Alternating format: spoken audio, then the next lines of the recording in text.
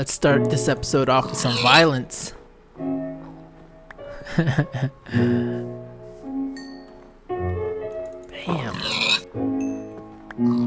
Down this piggy goes, and then down this guy goes.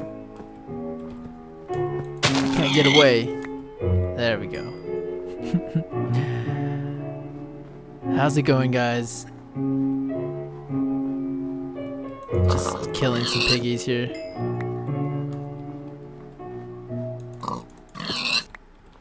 Man, I don't remember like why I was on this mountain or what was going on.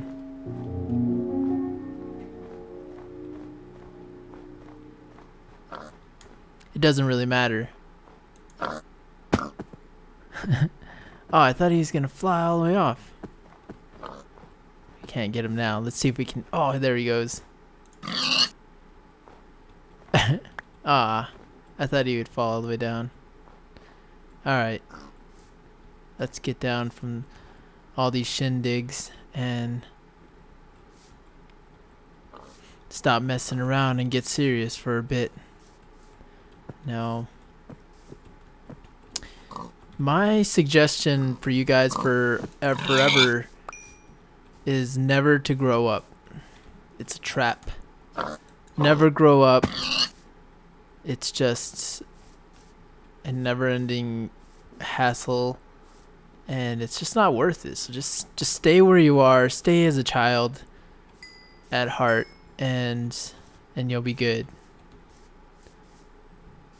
For me, I used to think that like I have to be somebody. Like in my head, people used to tell me like, you need to be somebody. You need to be this other person. You need to like fulfill all of the things that I believe in, because I'm older and I'm grown up and I'm doing all this, when really they're the same. Like they've been through the same thing. They might have a little more time on Earth, but it doesn't mean that they have more experience. Doesn't mean that they are as observant. It usually means that they're not as observant. It usually means that they have lost their eyes. They've lost their touch. Cause my dad, he always tells people like, you need to do this with your life, you need to do that with your life, and I think it's fine. And unintentionally, you know, he has all the good intentions in the world to help people out, and in no way do I look down on my dad at all, but I just believe that that's not how you reach people. That's not how you inspire people. To me, the strongest way to inspire somebody is to be a working example of what you're trying to preach or what you're trying to say. That's why my dad always tells me like, you should be a preacher, and I'm like, no, because I understand that's a trap. It's a trap to become a preacher. Like, there's really no point in preaching something that you don't really know, when really the only way you can ever know anything is if you do it yourself. It doesn't matter what, and my dad never got that. Like, I tried to teach my dad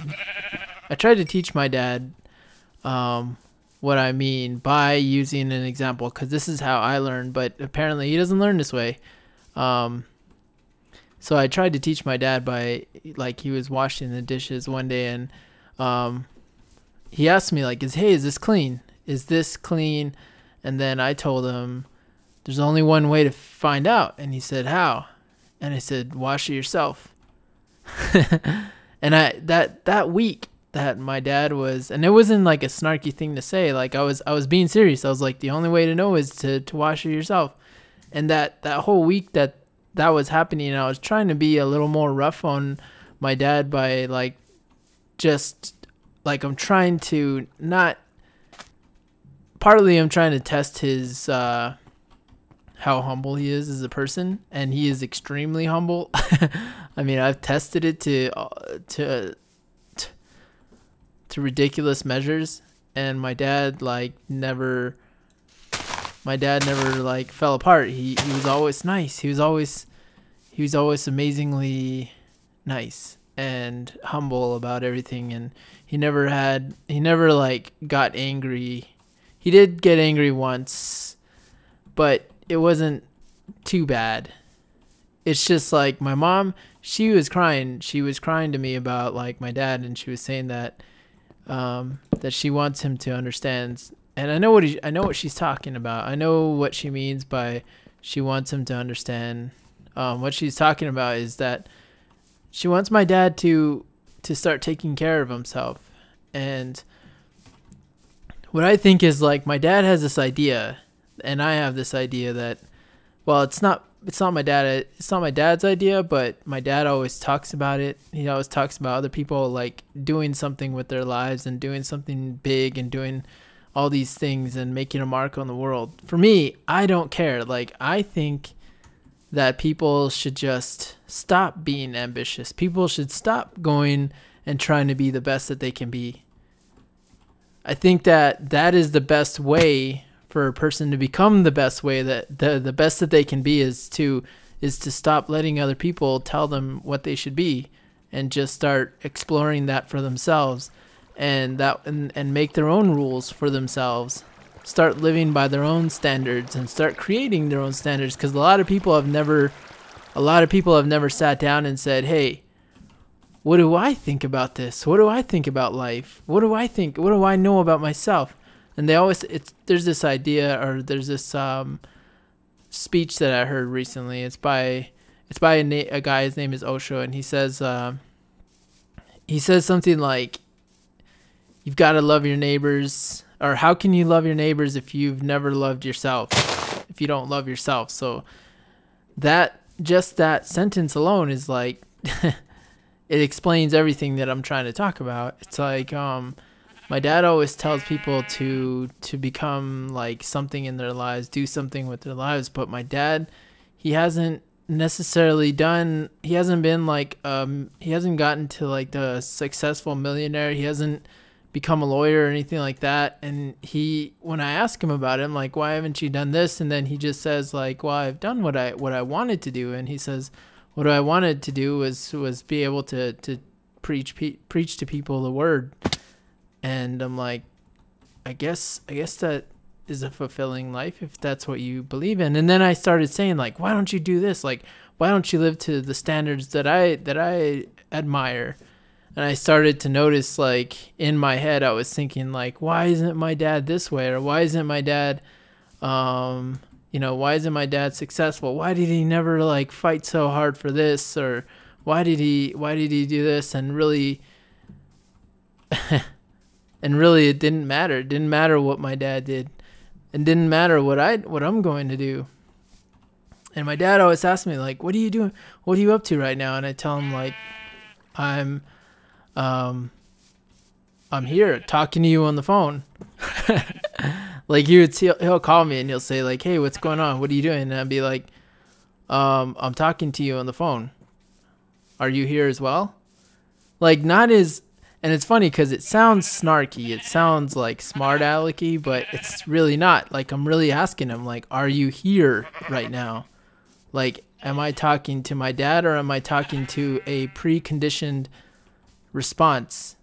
Am I talking to the, hey, how's it going person? Or am I talking to the, hey, I'm concerned for you.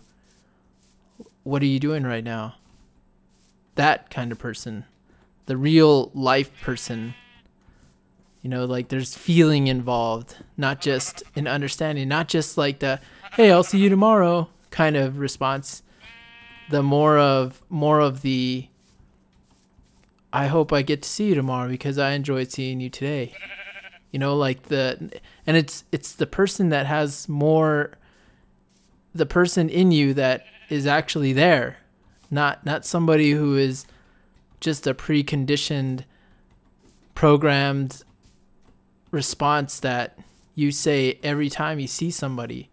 Like, try next time you go and you talk to somebody, try this. Like, try saying something different. Instead of saying, hey, how's it going? Say something totally different. It doesn't have to be anything out of the blue. It just has to be more original, more you. Like, think about, like, what would I say if it was me talking? The me who's not just a normal person, but the me who's, you know, like what you think of as normal person. Like, what about the you, the actual you, the unique person that is you? Like, who are you? What are you doing? Ambition to me is like all these ideas. So people have values people have like their own kind of values that they have, right, in their heads. They have an idea of who they think they are and what they think they should be, instead of just accepting and exploring who they are right now. They usually like start to think like, who am I? And then they start looking around outside of themselves for who they are. They don't look inside and start thinking like, you know, about, they don't think about who they are as a person. They start thinking about who they are in the eyes of somebody else, or in the eyes of the conditioning that has been enforced like throughout their lives on them. Like, say for instance, like somebody thinking about success, and they're thinking like about how much success they've had in their lives or whatever. Well, normally what they'll do is they will look at their bank account. Like, they'll measure their success by their bank account. They won't do it by feeling like how happy they are at the time, or how fulfilled they are in that moment. They're more worried about how much money they have.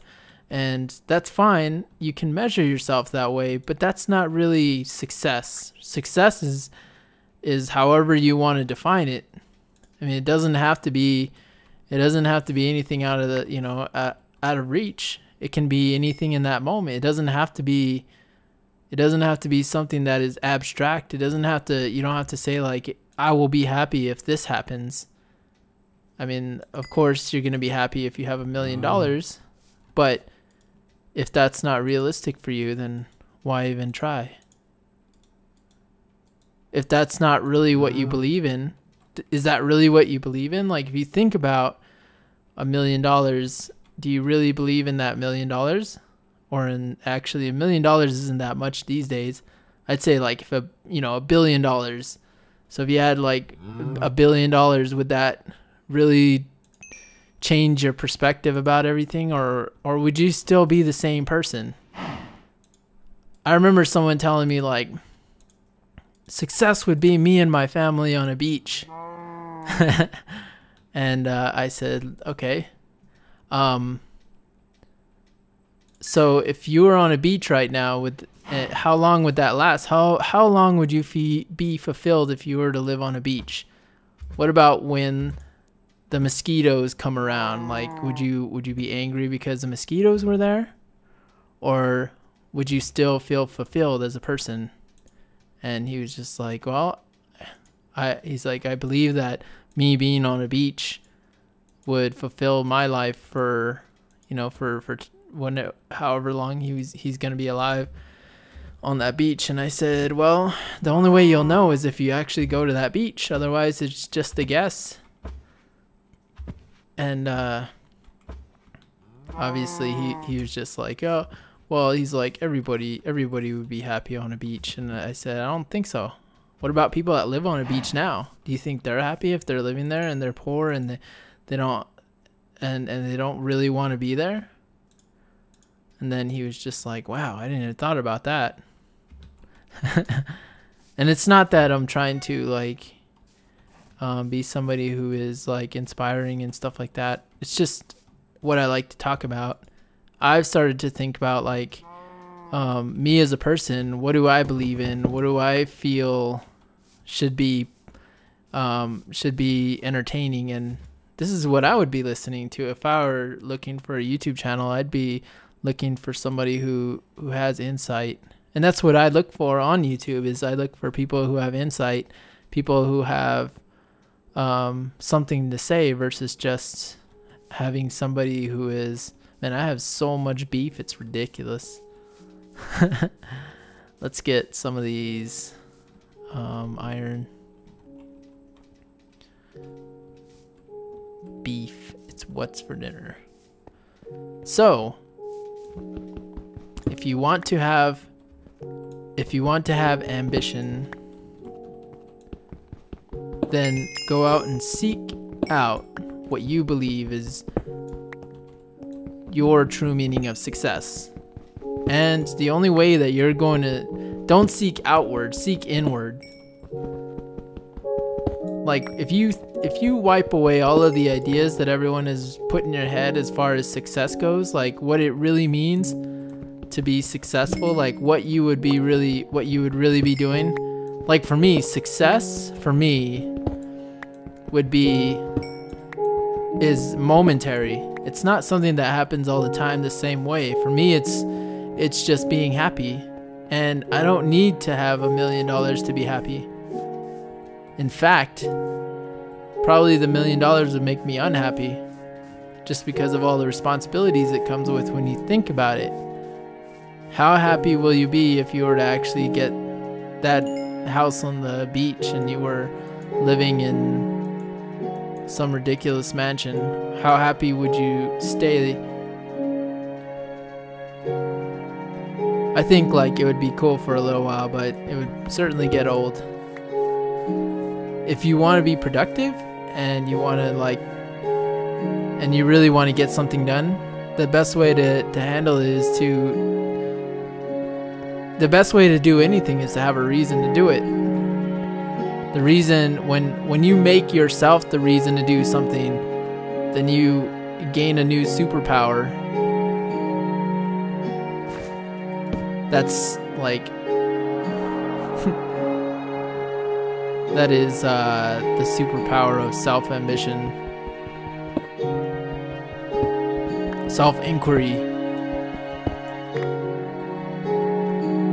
Really, the only way to learn anything is to go outside your comfort zone. And to go outside your comfort zone, the best way to do that is to start thinking about all the things that you believe now and start questioning whether those are things you actually believe in. For me, I had to start really slow. I had to start with, but mine was really dramatic. Like for me, it was like thinking about all the things my dad has been telling me about, like if you do this, you're going to be successful, you know, like if you build a house or whatever, or if you create a business, then you'll be successful.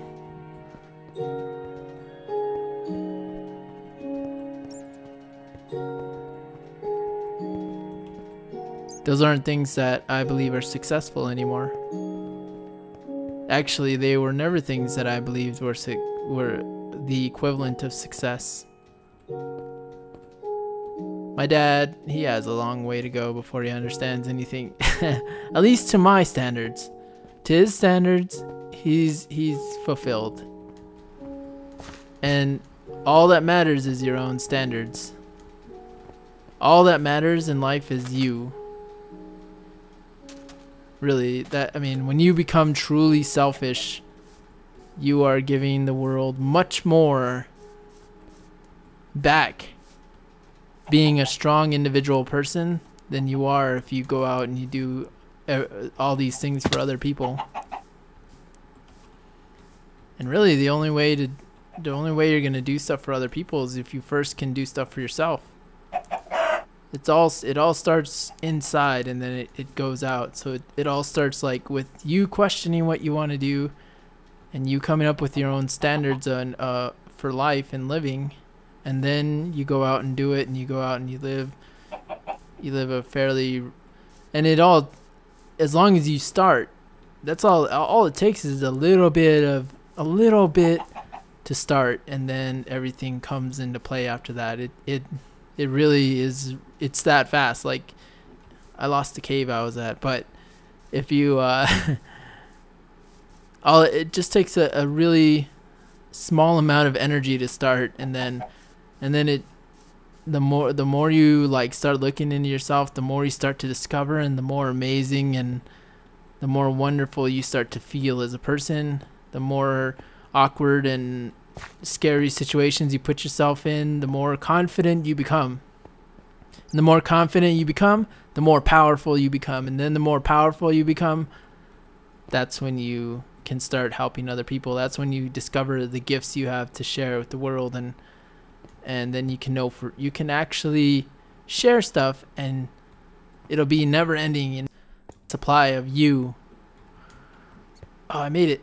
A never ending supply of your awesomeness. And when you find out what that is, then you become Superman. But you don't have to take my word for it. You can go out and figure it out for yourself. There's only one way to know if something's clean.